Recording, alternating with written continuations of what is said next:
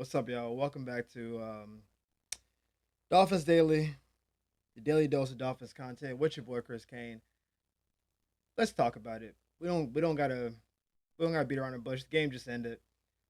That's why my energy is like this. This is not late. It's actually very sunny out. It's like 1 o'clock on the West Coast. Listen. It was a rough. It's week one. Week one super optimistic for basically every fan base. You're like, yo, this could be our year, and it's just yeah, let's just dive into it. Week one for the Dolphins, 33-8 loss to the Colts.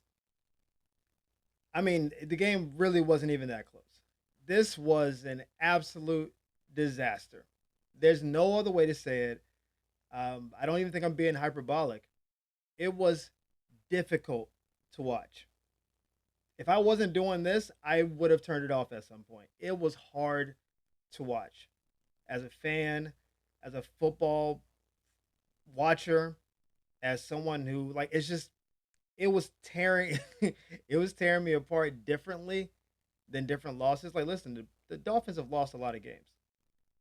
The closest feeling I had to this one, honestly, in recent memory, was the playoff game against the Chiefs where I felt like I know y'all are better than what you're showing me. Now, I didn't think the Dolphins were better than the Chiefs. So that's different. I wasn't like, you know, this team is you're better than this team, do better.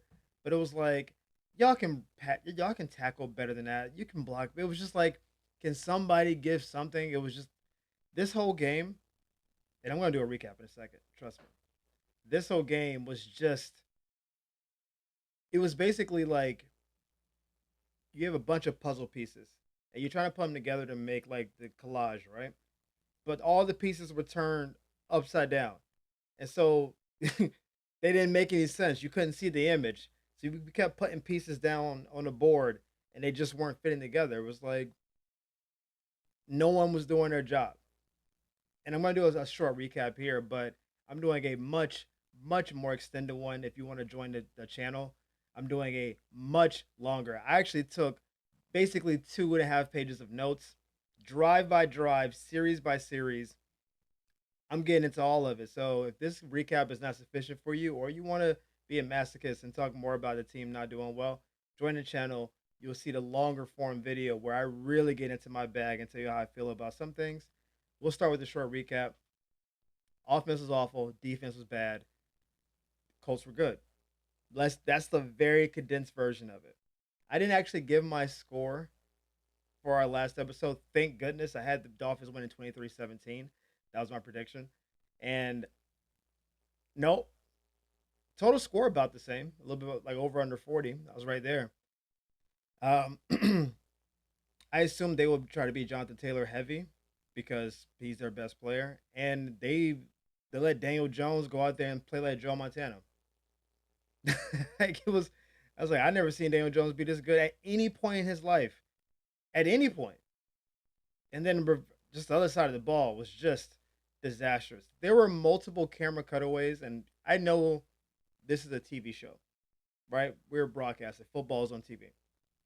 So when something happens like where a wide receiver drops a pass, the camera is following that receiver to the sideline. That didn't happen in this game, but like they would follow him on the sideline to watch them slam the helmet, look at their hands, take the gloves off, like curse out a fan. They're looking for that because that helps drive the game.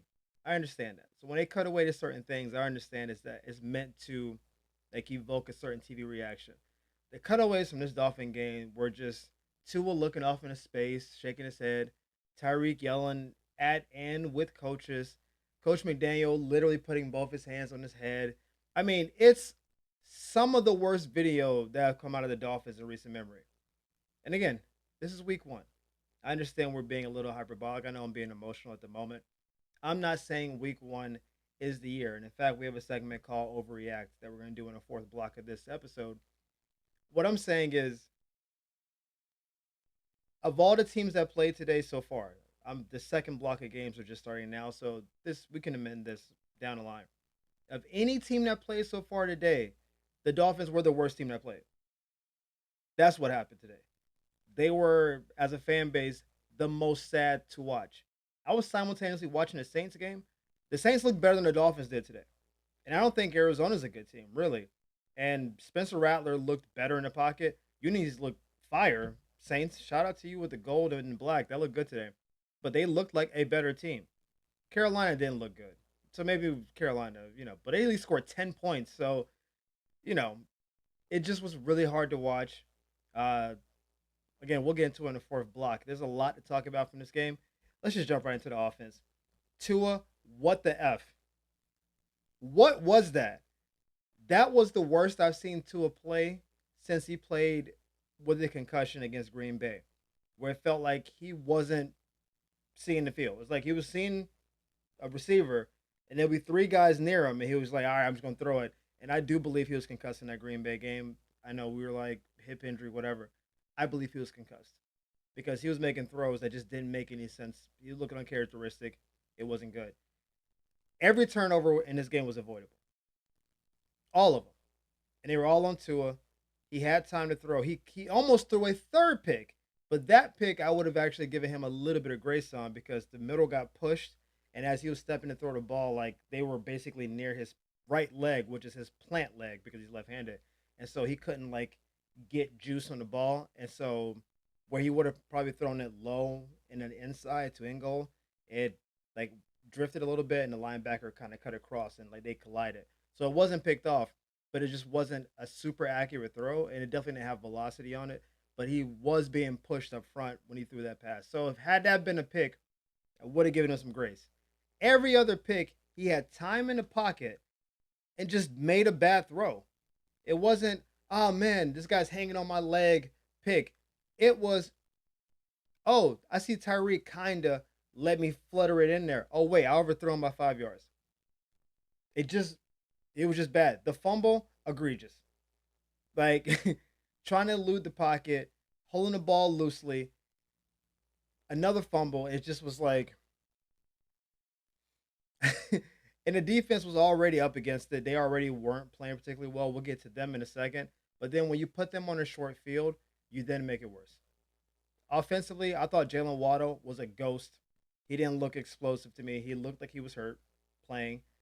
Tyreek Hill had a little bit of juice, but not what he should. And of course, we know like what the sideline looked like. I thought Devon Achan looked fast. I know that's like, duh, he's fast. But I mean, I didn't see if you didn't know he was on an injury designation like for the last few weeks, you would not have known watching him play. He looked to me the most normal of anybody on the offense. When he got the ball, he got up in there, got up out of there. Like he didn't house call anything because like the second and third line of their defense was able to corral him. But he got through that line of scrimmage quick. I don't know how long those blocks were being held. He got up, he got out of there. And I was like, oh, okay. Y'all know I've been very skeptical, very nervous about the injury because I think, Achilles is on the table. He looked fast to me. He looked healthy. So I would give Devon some rare credit because I didn't think a lot of credit deserved to be given on the offense at all. Um, I mean, honestly, I think Tua's picks, like just in turnovers in general, drained the team. It looked like every time he made a mistake, it was like, dude, come on. It's what I say, like, dude, come on. Like, they're not that good. You can't keep doing it. And Xavier Howard forcing a fumble was even more annoying than anything else because, oh, that dude, the dude that we already let go because we don't like him anymore, and then that guy made a play. It just was super annoying. Um, I Malik, I got open on a sideline throw one time, and Tua just straight missed him. He just missed him. There was plenty of field to throw the ball to. He could have like throttled. He just didn't make a good throw. He didn't do his job. Um, I thought Tanner actually played okay at tight end.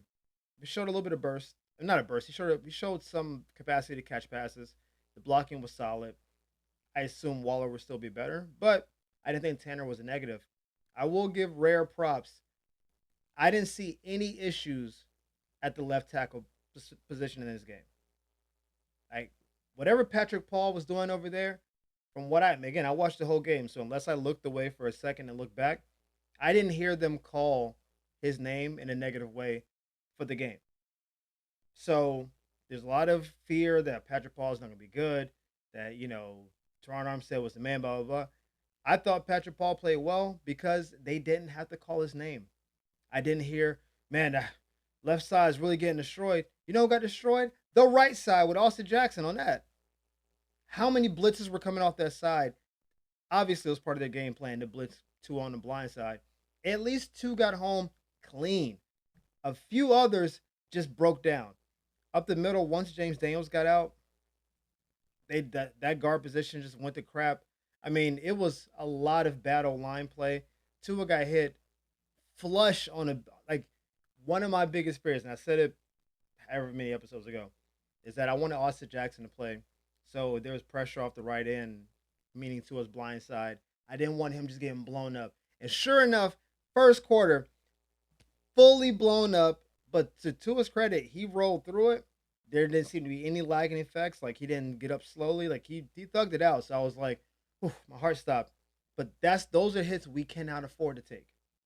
Tua to me was running for his life most of the game. That first read wasn't open. He looked incredibly uncomfortable in the pocket.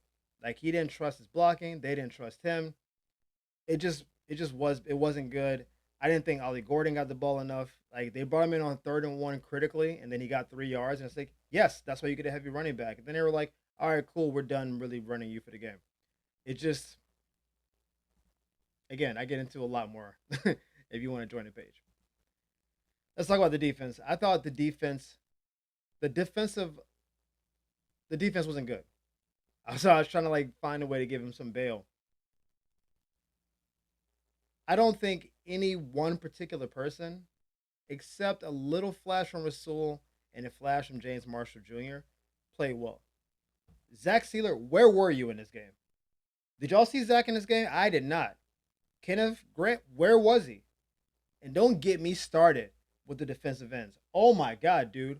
All four of y'all didn't show up. Chubb got a sack on one play where it felt like the whole line just completely collapsed. So it could have been him or other people could have gotten a sack, but it happened to go to Chubb on that play. So I'll give Chubb's like props on that one sack. Those guys did not show up. I didn't hear Jalen Phillips' name one time. I was waiting. I was like, oh man, he's got to be hyped to be back on the field. Chop, where were you? Did you play today? I didn't see you. Oh wait, I did see you. You jumped off sides on the 3rd down. Yeah. Matthew Judon, special teams running into the kicker. That's what we're doing. Like it was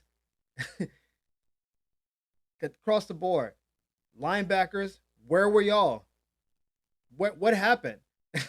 there was a complete just dissipation across the board. And then Storm Duck got hurt. And once Storm got hurt, I was like, oh, we can't be doing this. It wasn't good at any point. Tyler Warren, rookie tight end, was just running wild. He was open the whole game. Every time he threw the pass, he was wide open. I don't know who was guarding him every time.